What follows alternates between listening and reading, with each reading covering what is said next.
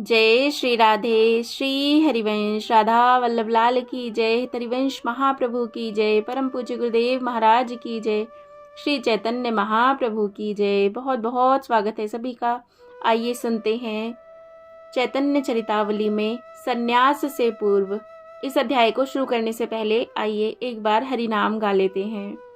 हरे कृष्ण कृष्णा कृष्ण हरे हरे, हरे राम राम राम हरे हरे। हरे कृष्णा। राधे राधे राधे राधे। चलिए सुनते हैं संन्यास से पूर्व। महाप्रभु का मन अब महान त्याग के लिए तड़पने लगा। उनके हृदय में वैराग्य की हिलोरें सी उठने लगी। यद्यपि महाप्रभु को घर में भी कोई बंधन नहीं था, यहाँ रहकर वे लाखों नर नारियों का कल्याण कर रहे थे, किंतु इतने से ही वे संतुष्ट होने वाले नहीं थे। उन्हें तो भगवान नाम को विश्वव्यापी बनाना था। फिर ये अपने को नवद्वीप का ही बनाकर और किसी एक पत्नी का पति बनाकर कैसे रख सकते थे। वे तो संपूर्ण विश्व की विभूति थे। भगवत भक्त मात्र के वे पूजनीय तथा वंदनीय थे। ऐसी दशा में उनका नवद्वीप में ही रहना असंभव था। संसारी सुख, धन संपत्ति और कीर्ति ये पूर्व जन्म के भाग्य से ही मिलते हैं। जिसके भाग्य में धन अथवा कीर्ति नहीं होती, वह चाहे कितना भी परिश्रम क्यों ना करे, कितने भी अच्छे अच्छे भावों का प्रचार उसके द्वारा क्यों ना हो, उसे धन या कीर्ति मिल ही नहीं सकती। राजा युद्ध में शायद ही कभी लड़ने जाता है, नहीं तो घर ही बैठे रहता है। सेना में बड़े बड़े वीर योद्धा साहस और शूरवीरता के साथ युद्ध करते हैं।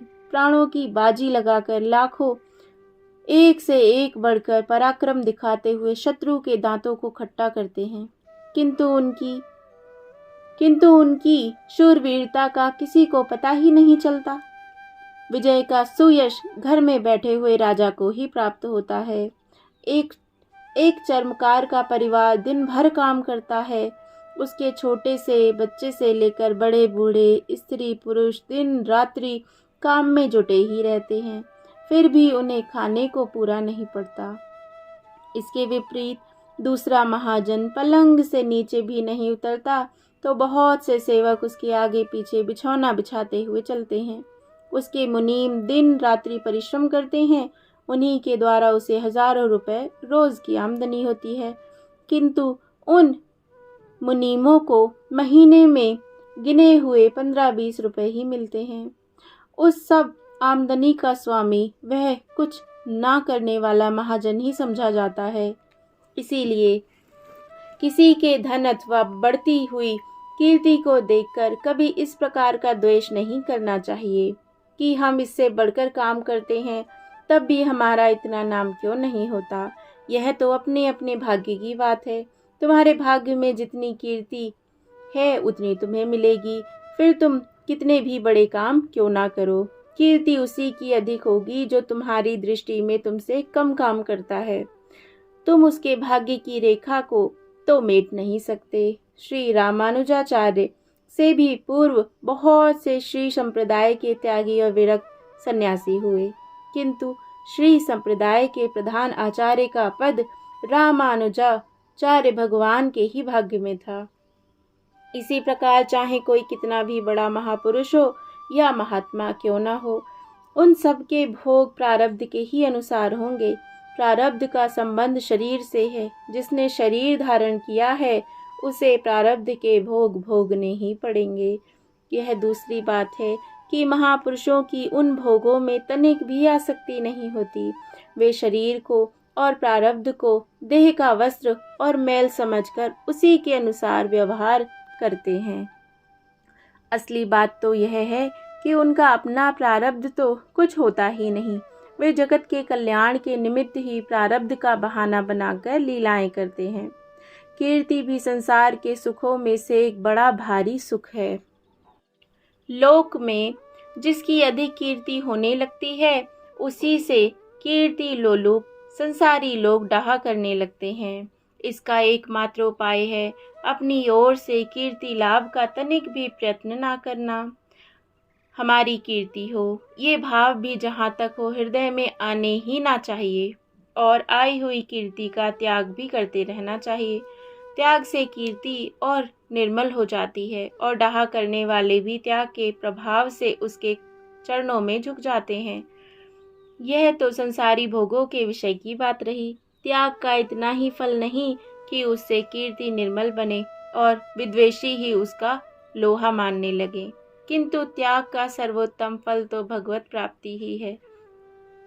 त्याग के बिना भगवत प्राप्ति हो ही नहीं सकती। भगवत प्राप्ति का प्रधान कारण है सर्वस्व का त्याग कर देना। जो लोग यह कहते हैं कि संन्यास धर्म तो भक्ति मार्ग का विरोधी है, वे अज्ञानी हैं। उन्हें भक्ति मार्ग का पता ही नहीं। हम दृढ़ता के साथ कहते हैं, बिना सन्यासी बने कोई भी मनुष्य भक्ति मार्ग का अनुसरण कर ही नहीं सकता। हम शास्त्रों की दुहाई देकर यहाँ तक कहने के लिए तैयार हैं कि कोई बिना सन्यासी हुए ज्ञान लाभ भले ही कर ले, किंतु सर्वस्व त्याग किए बिना भक्ति तो प्राप्त हो ही नहीं सकती।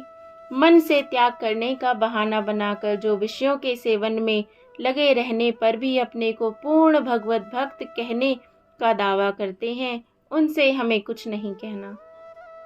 हम तो उन लोगों से निवेदन करना चाहते हैं जो यथार्थ में भक्ति पथ का अनुसरण करने के इच्छुक हैं। उनसे हम दृढ़ता के साथ कहते हैं, अपने पूर्व जन्म के प्रारब्धानुसार आप सर्वस्व त्याग कर सन्यासी ना हो सकें, यह आपकी कमजोरी है। जैसे भी दशा में रहें, भक्ति तक पहुंचने के लिए प्रयत्न तो प्रत्येक दशा में कर सकते हैं, किंतु पूर्ण भक्त बनने के लिए मन से नहीं, स्वरूप से भी त्याग करना ही होगा। सर्व कर्म फल त्याग के साथ सर्व सांसारिक भोगों का त्याग भी अनिवार्य ही है, किंतु इसके विपरीत कुछ ऐसे भी भगवत भक्त देखे गए हैं जो प्रवृत्ति मार्ग में रहते हुए भी पूर्ण भक्त हुए हैं। उन्हें अपवाद ही समझना चाहिए।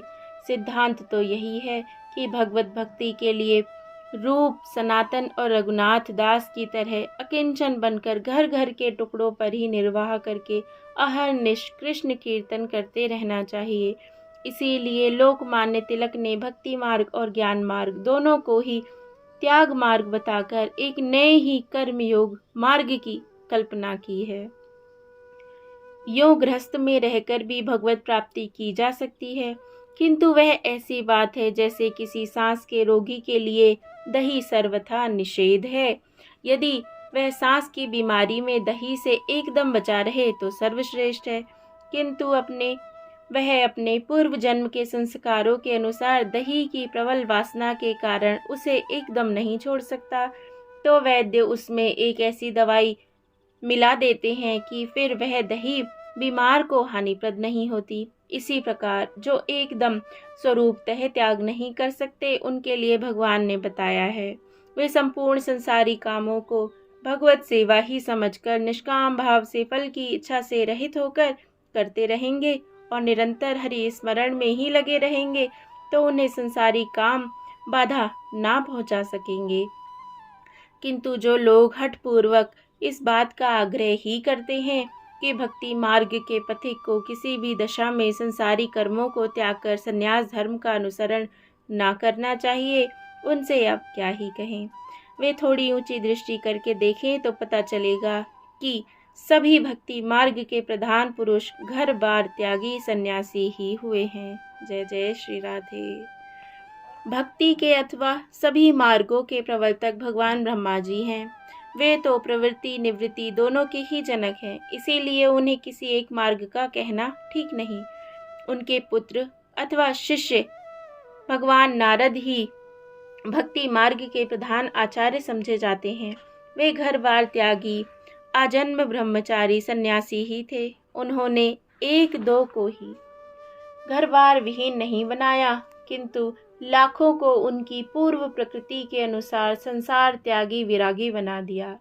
महाराज दक्ष प्रजापति के 11-12 हजार शवलाश्व और हरिताश्व नामक पुत्रों को सदा के लिए संसारी बना दिया, माफ करना, सदा के लिए सन्यासी बना दिया। भक्ति मार्ग की एक प्रधान शाखा के प्रवर्तक सनक, सनंदन, सनत कुमार और सनातन, ये चारों के चारों सन्यासी ही थे। भगवान के ब्राह्मण शरीर में परशुराम, वामन, नारद, सनत कुमार, कपिल, नर नारायण जितने भी अवतार हुए हैं सभी गृह त्यागी सन्यासी ही थे। और तो क्या, भक्ति मार्ग के चारों संप्रदायों के माधवाचार्य, आनंद तीर्थ, निम्बारकाचार्य, रामानुजाचार्य और वल्लभाचार्य, ये सब के सब सन्यासी थे। यद्यपि भगवान वल्लभाचार्य की पूजा पद्धति में सन्यास धर्म की उतनी आवश्यकता नहीं। यथार्थ में उन्होंने प्रवृत्ति मार्ग वाले धनवान पुरुषों के ही निमित्त इस प्रकार की पूजा अर्चा की पद्धति की परिपाटी चलाई और स्वयं भी गृहस्थी रहते हुए सदा वात्सल्य भाव से बाल कृष्ण की सेवा पूजा करके ही भक्तों के सामने आदर्श उपस्थित करते रहे। किंतु फिर भी उन्होंने अंत में श्री वाराणसी धाम में जाकर भागवत धर्म के अनुसार सर्वस्व त्याग कर संन्यास धर्म को ग्रहण किया।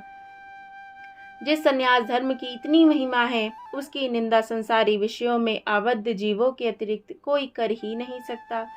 बुद्ध, ईसा और चैतन्य यदि सन्यासी ना होते तो ये महापुरुष संसार में आज त्याग का इतना ऊंचा भाव कैसे रख सकते थे। महाप्रभु गौरांग देव तो त्याग की मूर्ति ही थे।